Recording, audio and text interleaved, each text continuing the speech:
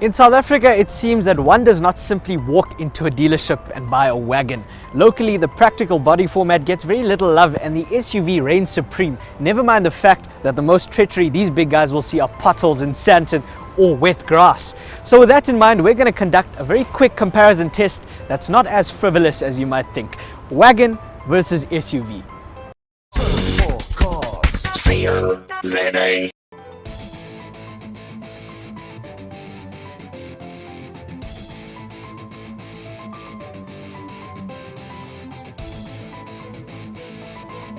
And to make things more meaningful, we're getting the input of an actual car buyer. This is Sean. He's a newlywed and he's looking to start a family. His ideal chariot must be roomy, comfortable, well equipped and exude class. Sean is also an IT guy, and as you know, they process everything in HTML. So to keep him happy, we're going to focus on the facts, but to keep you entertained, we're going to keep these tests as real world as possible. Let's take a closer look at the contestants.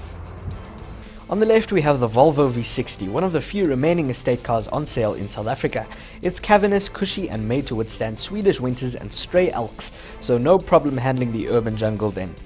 On the right is the Jeep Grand Cherokee, a local favorite that entices with its generous specification level, gangster image and price that undercuts its German rivals. It has an impressive degree of ability on the rough stuff as well.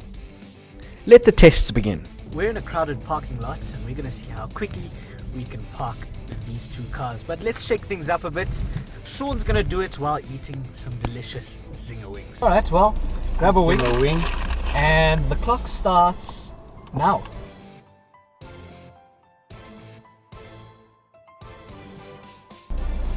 Yeah, eat that wing, bro. So let's go through some technical specs. The Volvo V60 is 4,635 millimeters long and 2,087 millimeters wide. Not actually significantly smaller than the Jeep. There we go. Okay, you're in. Parked. Alright. So that's 28 seconds for the marginally smaller Volvo. Alright Sean, now we're in the Jeep. Slightly bigger challenge. It's longer than the Volvo by 187 millimeters and wider by 67 millimeters. The clock starts now. Cool. Of course, now you've got the added benefit of a reverse camera, which the Volvo doesn't have, in addition to park distance control.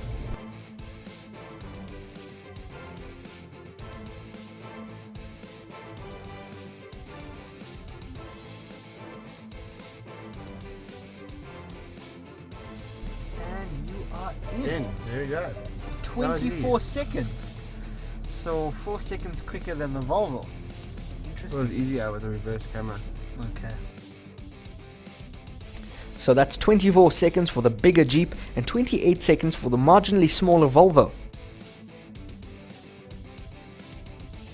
Now, as we mentioned before, Sean is an IT guy, so here's a very simple test. Let's see which of these machines is better suited to the challenge of handling his monthly grocery shopping from Incredible Connection.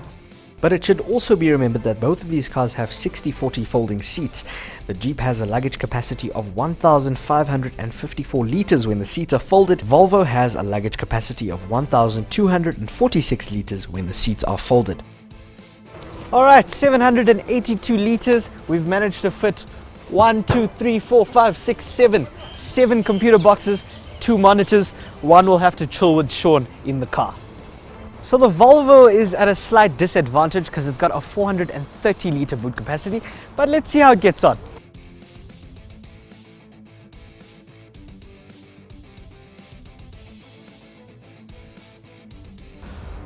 Alrighty, so the Volvo has managed to accommodate 7 boxes, same as the Jeep, but obviously loading it is a little trickier because it's got a lower roofline and a sexier silhouette.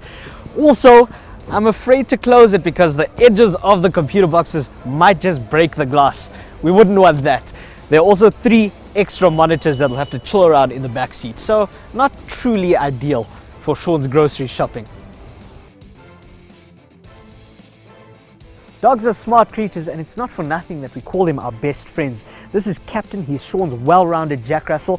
Now let's see which one he prefers. Sean, will you lift up Captain and put him in the Jeep? You see now already, the thing is with a car like this, it's got such a high tailgate, so For a little dog like this, getting in and out is going to be a bit of a mission. He seems quite curious back there. It is very dark though. Ooh, Sorry, big boy. wants to hop into the driver's seat already, I see. Okay, well, I mean, he does seem quite cheerful. Okay, out of the Jeep and into the Volvo. What will Captain say? See, already it's much easier for him to get in and out. Well, there you go. Get in, big boy. Get some help there. Ah. Yeah. Daddy's little boy. Come on, come on. What's your verdict? Come. Hey, what's up? Hey, big boy. Well, he seems a lot more calmer. In the back of the Jeep, he was scurrying about and trying to hop over. And I think Volvos have that effect. They're very calming cars. Now for the style test. Sean and I have admitted that we aren't the arbiters of good style, so we've enlisted the help of his missus, Bianca. Hi. So, which one of these would you advise that Sean picks? Hands down the Jeep. Why? Because it's pretty and it drives nicely. It's I pretty. prefer it. It's bigger. I don't like small cars. Well, you can't really argue with that logic, can you? Size does count, I suppose. Okay, Yes, so definitely. the Jeep takes this one. Personally, I think the Volvo is pretty classy. The Jeep is nice, but it's a bit too brash. You know what I mean? I like it. Power, big. It's good. Okay. If what every woman wants. Well, there you have it. Now it's time for the fun bit. Opting for a practical chariot doesn't mean you have to relinquish swift performance. So now let's see which of these family-friendly cars will win in a simple drag race. Right. What we have here is a very interesting drag race. Sean's got more power, 177 kilowatts. I've got 133 kilowatts. He's got 550 newton meters of torque. I've got 400. But he's got 800 extra kilograms than I do, which is a lot. Let's see what happens.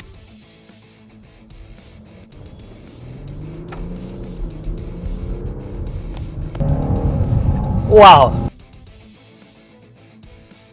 It's all well and good getting up to speed, but that of course means nothing if you can't stop. So let's do a quick braking test. We're going to speed up to 50 kilometers an hour and plant it flat to the ground. Let's see what happens.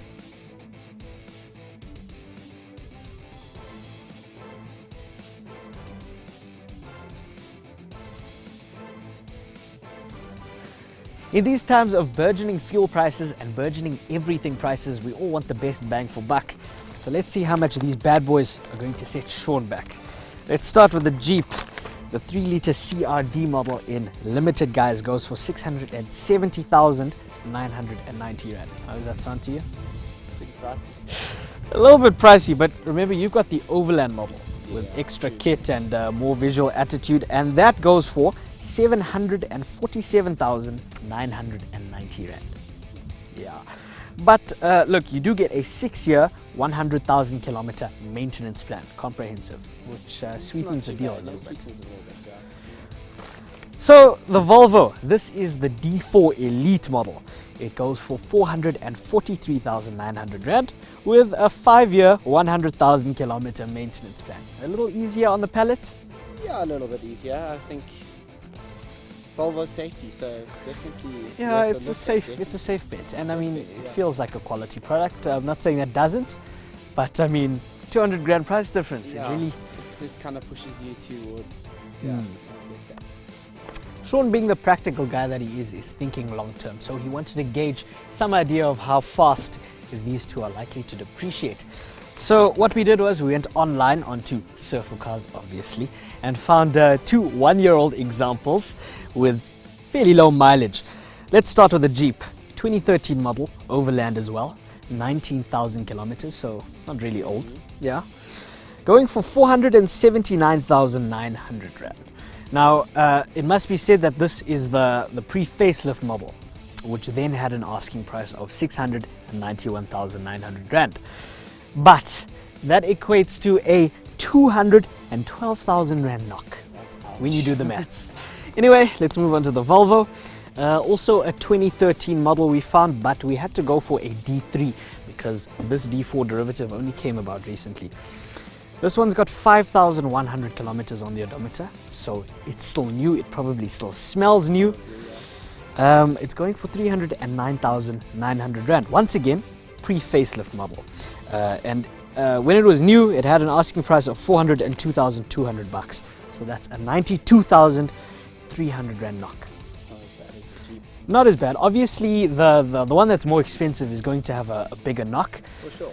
but it does put things into perspective for you, doesn't it? It does a little bit, yeah. I mean, as a car buyer, it would obviously make more sense for you to go pre-owned, wouldn't it? Yes, it would. Not buying new. Tell me, Jeep. which one? But I'll go Jeep, eh? Yeah, it's the right height, you know. It's you sitting on top of the world, and then this car. Look at it. It looks mean. It does. It looks does. mean. Look at And it's just It's like you're on the road. You're forced to be reckoned with. That's how Exactly. it feels, you know. look, and I do agree with you. It is that elevated driving position that's so alluring. It makes you feel like you're empowered. Exactly. Wagons don't have that, but I'm quite an estate car apologist. I still love the sharp on-road dynamics, which the Jeep doesn't have, obviously, because be honest. it's a bit of a whale. It Let's is, not it be. is, it is. Let's be honest. Yeah. So the Jeep for you, Yeah, the Jeep for me. even though it is more expensive. Yeah, even though it's more expensive, I'll still take the Jeep. Looks good. Alrighty. Well, there you have it, folks. One happy car buyer. Thank you for joining us on another Surf 4 Cars review. Please get social with us on Facebook, Google Plus and Twitter, or click here to check out some of our other videos. And don't forget to subscribe to our channel over here. Until next time, drive safe. Surf 4 Cars.